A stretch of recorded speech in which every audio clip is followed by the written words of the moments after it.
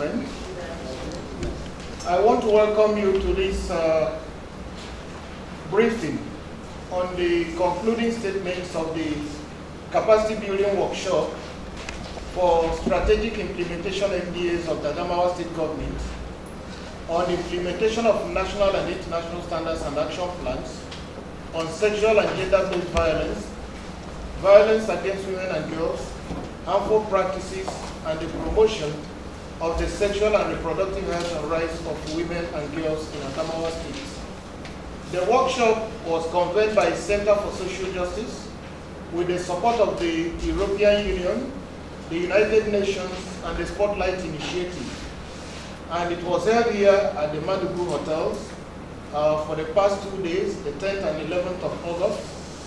Participation was drawn, and the people assembled here are from the Ministries of Women Affairs and Social Development, Education, Health, Human Capital Development, Agriculture, Finance and Budgeting, Information and Strategy, Health, Justice, Youth and Sports Development, State Planning Commission, and the State House of Assembly. The workshop is part of a series of activities under the Spotlight Initiative, which seeks to eliminate violence against women and girls with the overall vision of a Nigeria where women and girls, particularly the most vulnerable, live a life free from all forms of violence and harmful practices. The workshop was convened to achieve the following outcome. One, the legislative and policy frameworks based on evidence and in line with international human rights standards on all forms of violence against women and girls and harmful practices are in place and translated into actionable plans. The expected output which we will achieve is that the capacities of government officials are strengthened to advocate for and participate in the domestication, review, development and implementation of laws and policies on ending violence against women, including sexual and gender-based violence, harmful practices, and the promotion of the sexual and reproductive health and rights of women in Adamawa State. The objectives of this workshop were designed from the supply side of the equation, which is the government side, and it emphasizes the performance of official duties in fulfillment of the fundamental objective of that the security and welfare of the people is the primary purpose of government. It sought to build the capacity of participants, and indeed it has built that capacity to understand issues around SGBV, VAWG, HP, and SRHR, and to understand the indicators for measurement of progress in this area, as well as how to mainstream these challenges into the budgeting and policy preparation process. Of course, we are seeking to design a framework for continued institutional knowledge sharing and support between among the MDAs and those who have facilitated this workshop, so that at the end of the day, we don't just have a workshop and stop at here, that there will be more support to the MDAs to be able to ensure that the objectives of this workshop are realized over the medium and long term. Then on standards on SG, the following presentations were made. I think we need to reserve most of this for the media, the other ones can be shared out. We made presentations on standards on SGBV, VAWG, HP, and SRHR, indicators for measurement of success in eradicating the vices, and mainstreaming of these in national plans and policies, as well as budgeting for the eradication of the harmful practices.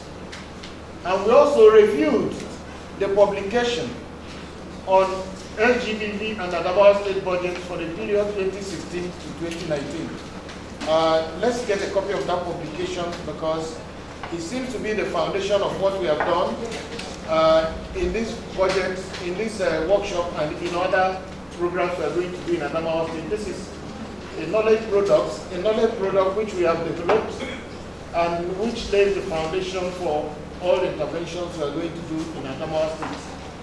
Now, the participants of this workshop observed as follows. One, that there is no gender policy or a policy on SGBV in Adamawa State. However, Adamawa State is part of the Nigerian Federation, and as such is bound by all the treaties ratified and applicable in Nigeria, and these include the Convention on the Elimination of All Forms of Discrimination Against Women, CEDAW, the SDGs, and other relevant goals and comments through observations of the CEDAW Committee, United Nations Declaration on the Elimination of Violence Against Women, the Beijing Declaration and Platform for Action, Protocol to the African Charter of Human and People's Rights on the Rights of Women in Africa, the International Covenants on Civil and Political Rights, as well as economic, social, and cultural rights. We also noted that Adamawa State has not adopted the Child Rights Act, the Violence Against Persons Prohibition Act. Furthermore, there is no specific law prohibiting domestic violence.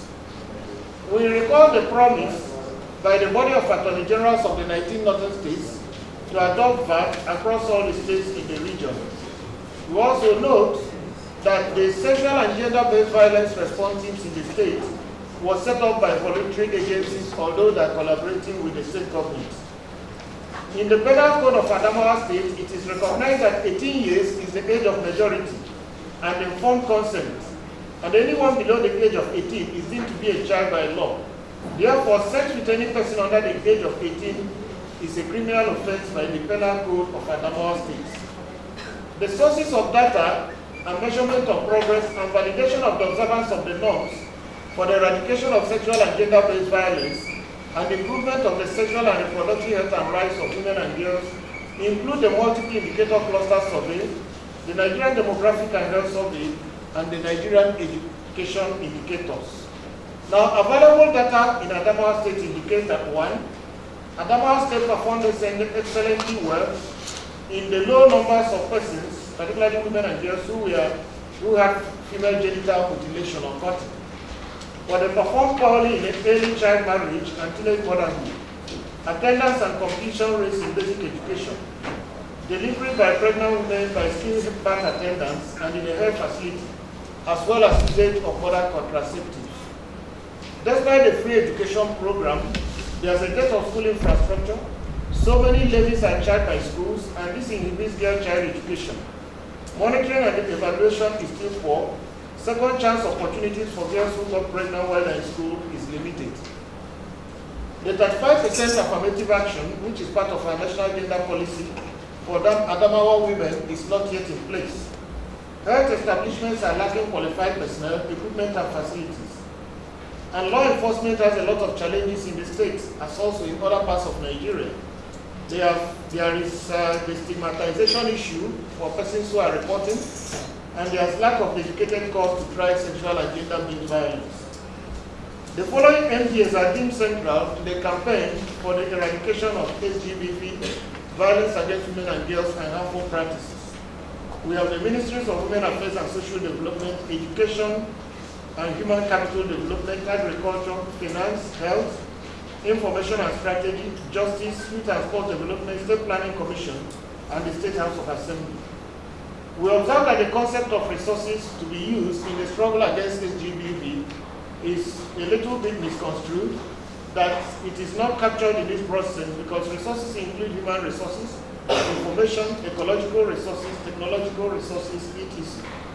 And then we noted that the appropriation act seems to be poorly funded across the sectors in the state, as the releases do not match what is written on paper in the appropriation law. And there are several low-hanging fruits in activities, budgeting, and policy available for the realization of freedom from violence for women and girls in Adamawa State. Having observed and noted these points and issues, the participants resolved as follows. 1, they committed to work for the drafting, adoption, and implementation of a state gender policy. 2, they are committed to raise awareness and sensitization and disseminate information on national and international standards, as well as strengthen relationships, cooperation, and collaboration among ministries, departments, and agencies of Adamawa State government. They also committed to bridge the gap between laws and policies on paper and their implementation, because laws and policies on paper make no meaning until they are used to improve lives and livelihoods in Adamawa State, as well as to use empirical evidence for policy and plan implementation. They also committed to work through the MDAs for the adoption of the Child Rights Act, the establishment by law of the Sexual and Gender-Based Violence Response Team, and the enactment of specific laws prohibiting domestic violence in Adamawa State. They also agreed to take up the promise of the Body of Attorney Generals of the 19 northern states to adopt Violence VAWG Act to become VAWG law, across all the states in the region through the engagement of the executive and the legislature in Adamawa State. They also agreed to tackle the challenge of early/child marriage, teenage pregnancy, and VVF through the enforcement of the Universal Basic Education Program that requires all girls to be in school up to the end of basic education, which more or less is about 18 years. They also agreed to sensitize and engage religious leaders and traditional rulers on the provisions of the Penal Code Law of Adamawa State on the age of marriage and consent to marriage, as anyone below the age of 18 years is deemed to be a child by law. They agreed to mainstream sexual and gender-based violence challenges, violence against women and girls challenges, harmful practices, and the challenges of SRHR in the budgets of MDAs in Adamawa State, particularly those that are present here. And also agreed that other resources, including information and technology and the human element, is to be mainstreamed in the eradication of SGBV. The low-hanging fruits identified included in health, training of health personnel to handle SGBV survivors, free maternal and child health services, in information, sensitization and awareness raising, in women affairs, sensitization, awareness raising and capacity building, setting up knowledge centers and capacity units in the Ministry of Women Affairs to facilitate women's access to soft loans and funding of development agencies. Education, the low-hanging fruits are second chance opportunities for girls who get pregnant while in the school system so that they can return back to school and either continue their education or learn vocational skills in accordance with their competencies. Of course, they committed to making budgets more realistic to be based on available resources instead of having a bogus budget which no one can implement. So ladies and gentlemen, this is the communique of the capacity building workshop based on the agreements of everybody who has attended and is here. So I thank you for coming, members of the press, and say the floor is open for your questions and comments to further throw any light, more light on the communique we just read.